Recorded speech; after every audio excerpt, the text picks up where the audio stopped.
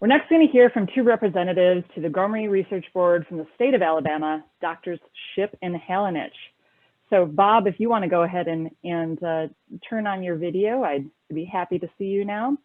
So Dr. Bob Shipp taught at the University of South Alabama from 1972 to 2013, where he was the chairman of the Department of Marine Sciences and also the director of the Alabama Center for Estuarine Studies, where he headed the Alabama Oyster Restoration Program. Since 1982, he's also been a judge at the very popular Alabama Deep Sea Fishing Rodeo, so you might have seen him there.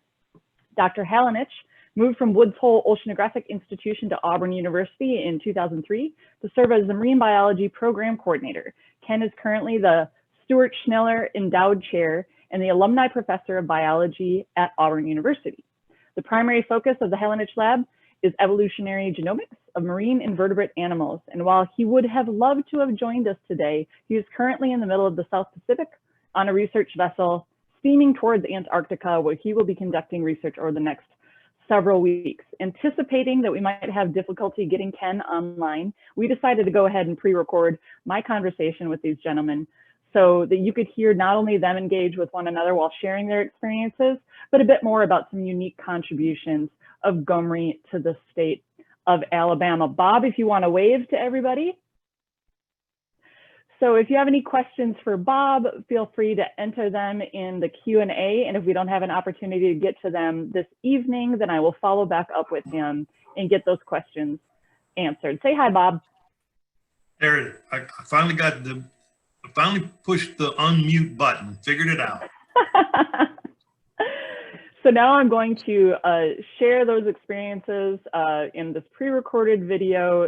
So I want to talk to you both to begin with about your experiences on serving on the research board, and starting with you, Bob. What do you remember about when you were first contacted and asked to join the RB? What was that like? Well, I'll tell you, it was kind of strange because I was actually on a research cruise at the time studying sargassum, which we're going to talk about a little bit more later on. I was with the governor's chief of staff and the chairman of the conservation department, director of the conservation department. We were on a cruise and they mentioned the upcoming appointment to the board, and I just rolled it off. I didn't think it was anything important.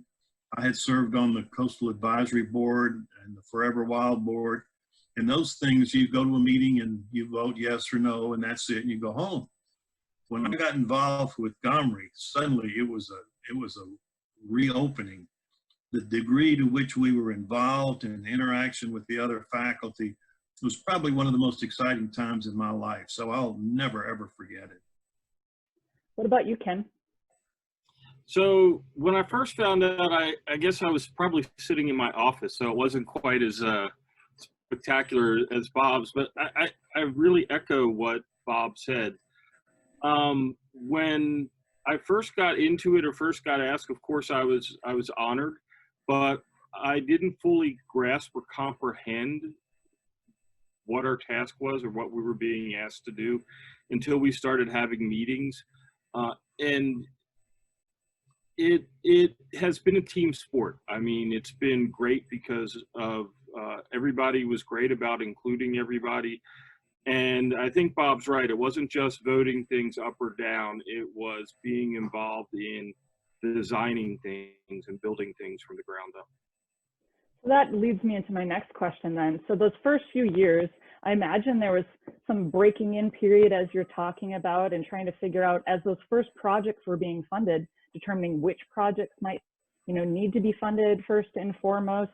What was that like? How did you figure out your roles, and how did you start to determine which projects needed to be prioritized in those early years? Well, I'll start and let Ken follow up, but the first thing we were initiated to was how fair and objective the evaluations were going to be by independent outside people, and the board members themselves really had very little to say from a political perspective. It was all hard science, and the evaluations given by outside judges as to which ones would be funded. So from the very beginning, the whole emphasis was fairness and objectivity. Yeah, so I agree. The emphasis was quality of science. So as much as people might say the board determined it, I would disagree with that. I think the scientists determined it because they're the ones who wrote the proposals, and the best science came to the top. You know, again, I think one of the unusual things about this board, and certainly I've enjoyed, is, as Bob mentioned, it's been sort of an apolitical board. We're in this to get the best for the Gulf, period. And so that's been the emphasis. So after 10 years, what are some of your fondest memories about serving together on this board? Well, Go ahead. You go first this time. Oh, go ahead. Go ahead. I think without a doubt it was the camaraderie with the two tiers of board members, those that were selected by the governors and then those that were selected independently for their international reputation. And you might think at the outset that that might result in some friction, but it was just the opposite. We got along so well, and I learned so much from my colleagues on the board. It was, again, just a wonderful experience. The camaraderie was there, and that was an amazing thing. Of course, we have all of our own personal fond memories of, you know, interactions, or, you know, one of the things we laugh about is that there were multiple meetings that the board had, that there always seemed to be a natural disaster. We had a meeting when we had the ice storm in Mobile. We were meeting in DC when DC had a earthquake for the first time in however many years. So that was interesting. In terms of, I mean, those are memories, but in terms of what I got out of the board, you know, I just learned a ton. I'm a biologist. It's made me think about chemistry and physics in ways that I hadn't thought of before. I imagine that that's the case for a lot of the board members. You know, I've had the opportunity to interact with some board members over the years, and I just know that I've heard a lot of stories similar to this about, you know, expanding their, you know, experience and reach and camaraderie with fellow board members that maybe are in different fields of science in their own. So given that we're in the 10th and now final year of GoMRI, and your role is sunsetting as members of the research board, what's next for you? You know, for Ken, you're continuing on, you know, your role at Auburn as a researcher. What's coming next? Are you continuing to work with any of these folks? Well, I am. I think the challenge now is to still improve research, improve knowledge of research among the lay people in the region. I mean, I think both Bob and I very much had hoped, and we've seen a lot of this GoMRI endeavor helped uplift science in Alabama and in the Gulf region, and made it more visible nationally. We've always known we've had good scientists, but they don't always get the credit they're due. And so I think for me, yes, I have my own research projects moving forward, but I would still like to find ways and be involved with elevating the quality of the science and the visibility of the science in these regions. I just have to figure out how to do that. What about you, Bob? What's next? Well, of course, I am retired, but I'm still active in one arena, and that is red snapper research. I still direct cruises for the Sea Lab at Dauphin Island.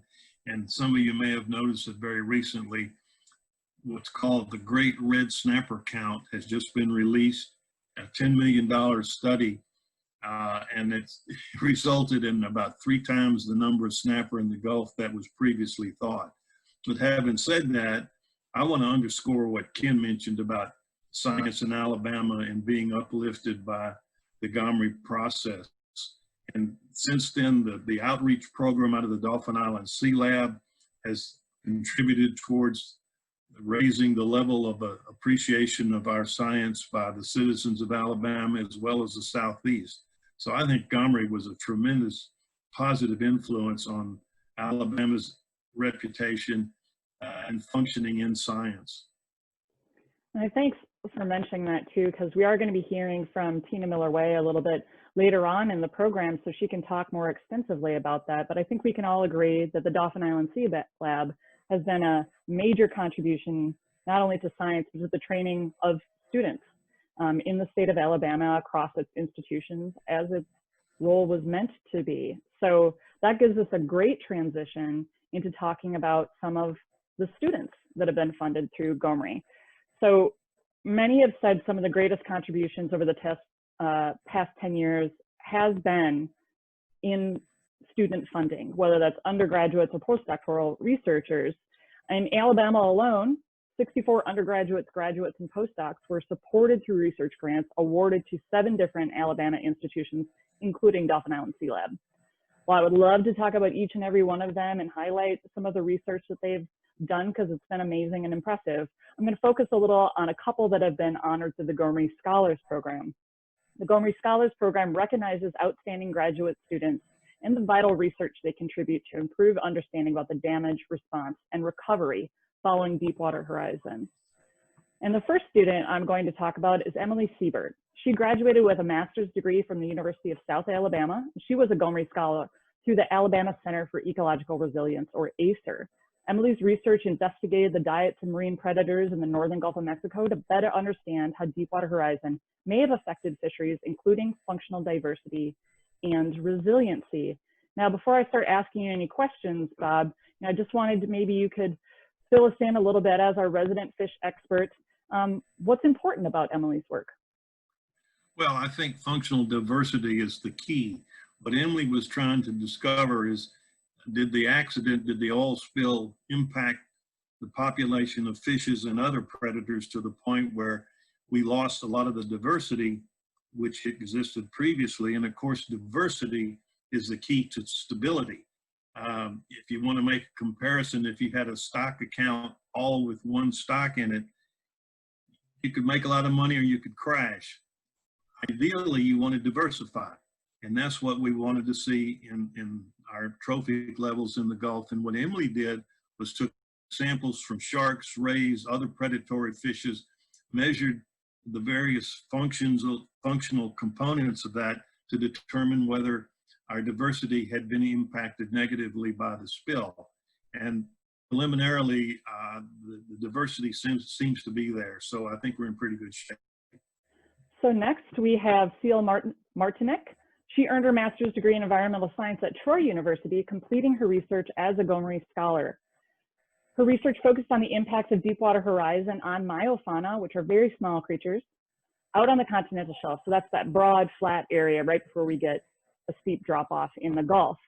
Seal was responsible for sorting samples, isolating small animals from the mud, counting them, and documenting their densities. So Ken, you work in kind of similar habitats and similar creatures as seals. What can you tell us about the importance of work like this? Well, I think it's absolutely fundamentally critical.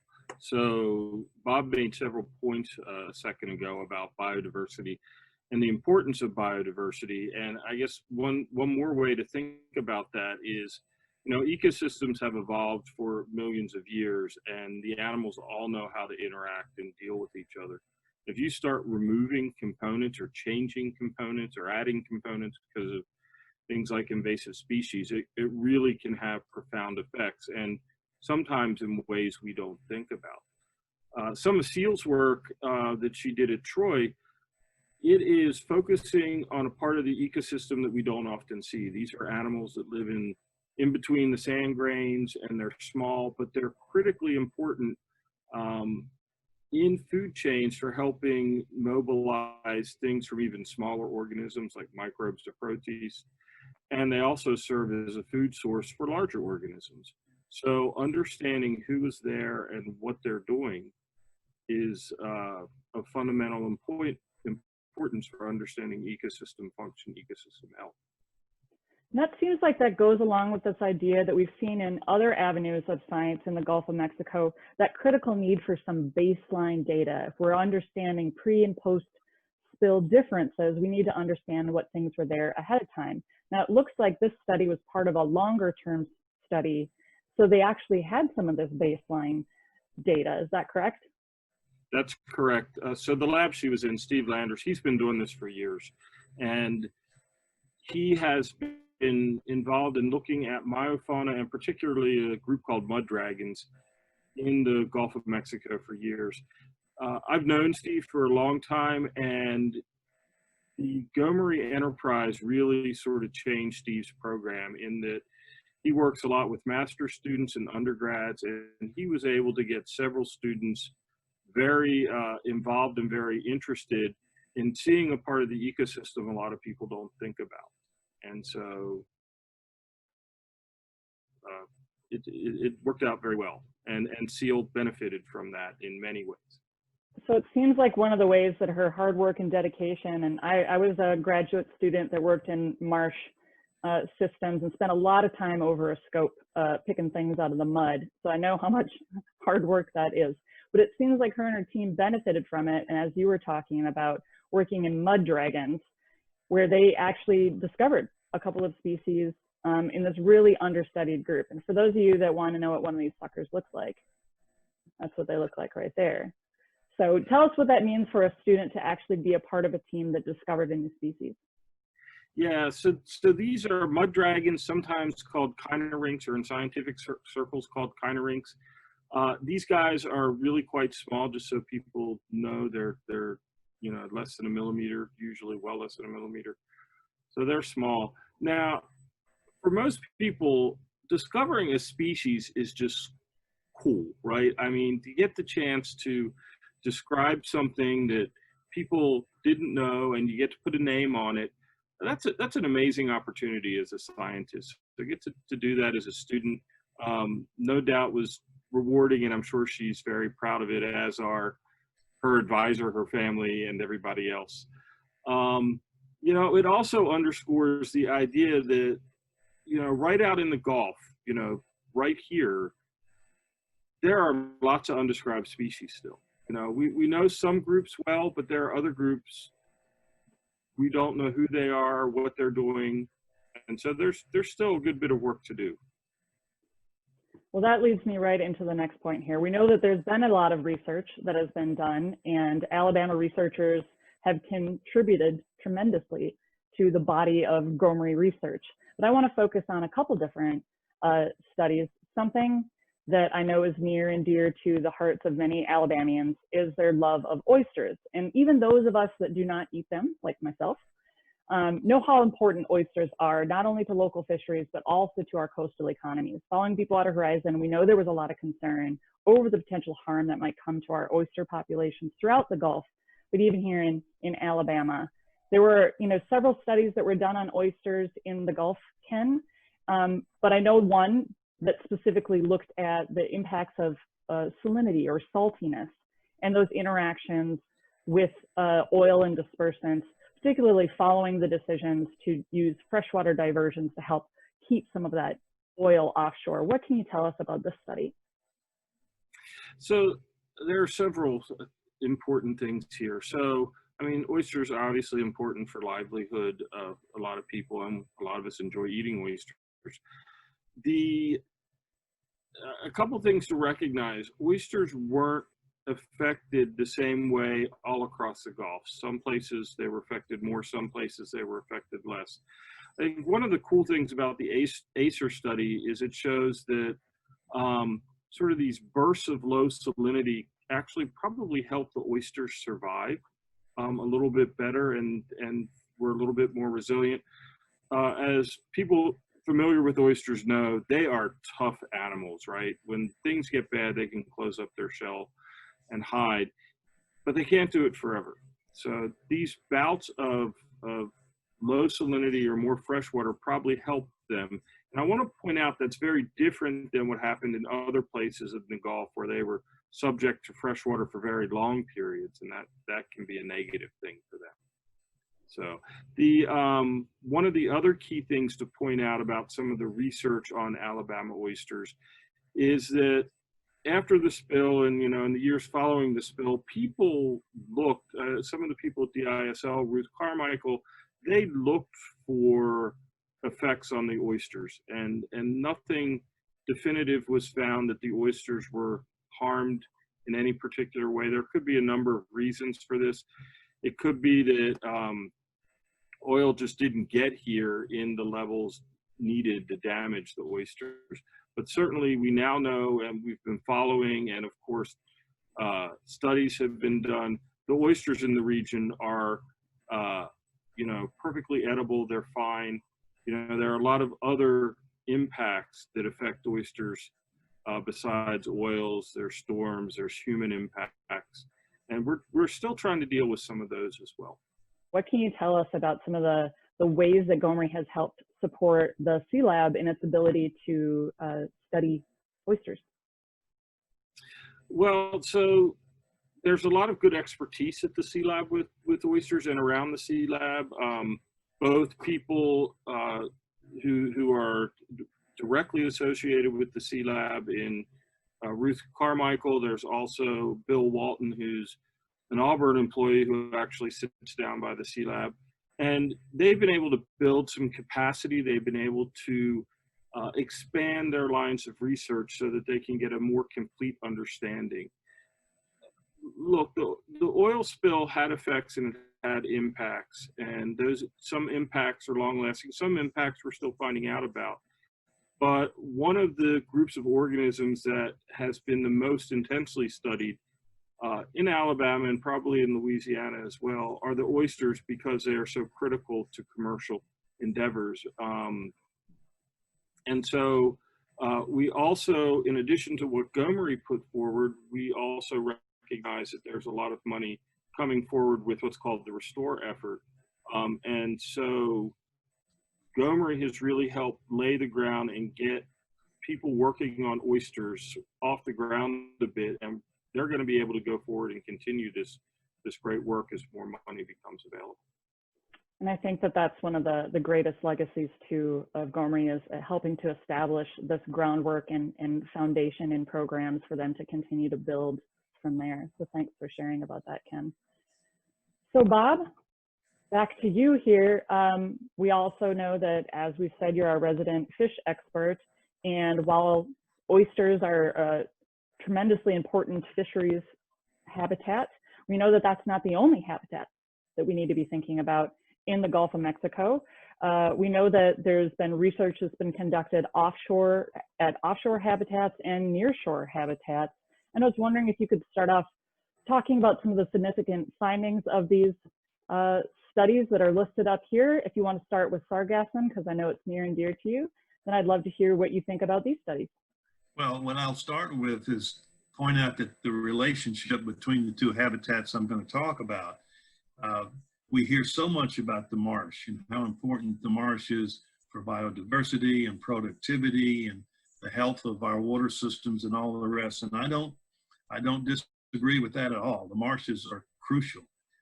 To me, sargassum is every bit as important as our marsh habitats.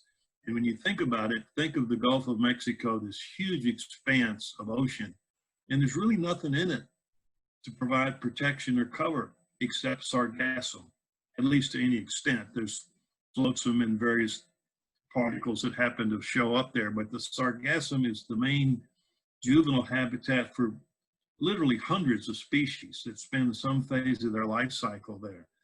And yet sargassum has not received a whole lot of attention over the past 100 years. Everybody likes to work on marshes or rocky coasts and things like that, and I do too. I think that's great. We see a situation now where black mangrove is starting to penetrate into our marshes and maybe having actually a beneficial effect when it comes to interacting with oil. But the black mangrove and the spartina and the juncus, which make up the foliage of our nearshore habitats, don't compare at all to the vastness of the sargassum habitats that are in the Gulf of Mexico. So I was delighted that GoMRI supported some research on the sargassum habitat, which, by the way, is really expanding. When we first started this, I was deathly afraid that the oil was going to cling to the sargassum habitat and literally destroy it, similar to what people see on the beach sometimes when sargassum comes up and it dies in the sun and leaves you know, a nasty beach situation. I thought the same thing might be happening in the open ocean with the sargassum, but for whatever reason, the oil didn't seem to bother the sargassum, and every bit of it's out there, and it seems to be mighty healthy. So anyway, we'll end up with a positive comment on our two main habitats, nearshore marshes and sargassum offshore. Well, one of the questions that has come up before is that these are two very different types of studies. And you talked about how not many people are studying sargassum. And part of that might be because it's out there in the middle of the Gulf and you need ship time in order to get out to it, which can be difficult and expensive. But maybe you could compare a little bit about what's the difference between doing these field observation studies when you're actually going on the ship, or this particular study where they actually used aerial surveys on top of the research cruises, versus the marsh study that we're showing right here, used controlled experiments on land in order to look at these impacts. Well, you hit the right word, control. You know, when we use mesocosms, we can control all the variables. When you're dealing with the open environment and the ecosystems as a whole, you can't control the variables. And if you're trying to locate specific drivers to different habitats, that's what you almost have to do, is use mesocosm experiments. And the Dauphin Island Sea Lab is well equipped to run mesocosm experiments, and I think they will be extremely important in the future as well. So I would just like to add the point, I know we're talking to Alabamians, and I know that we're focusing on Alabama research. I think it's critical to get at this idea that we're all in this together, right? Even though we're talking about the Gulf Coast of Alabama, we are really all the Gulf Coast states are dependent on each other. The research cannot be done in isolation, and we have to work together and talk to each other to really understand what's going on in all aspects: research, outreach, teaching. I completely appreciate that. Bob, any final thoughts? Yeah, I want to follow up on what Ken said. We're in this together, and what was so neat with GoMRI was the interaction between the states and the state board members and the scientists from the various institutions. I think the three are the most pleasant memories I have to do with the site visits to some of the other labs in Louisiana and Mississippi and Georgia. And it goes back to what Ken said, working together, we can accomplish a whole lot more. That's a great message to end on, gentlemen. And I thank you so much for taking the time to share with us today. Bob, I hope you continue to enjoy some retirement time and don't work too hard on that great red snapper count. And Ken, happy sailing. Good luck on your cruise. Thank you.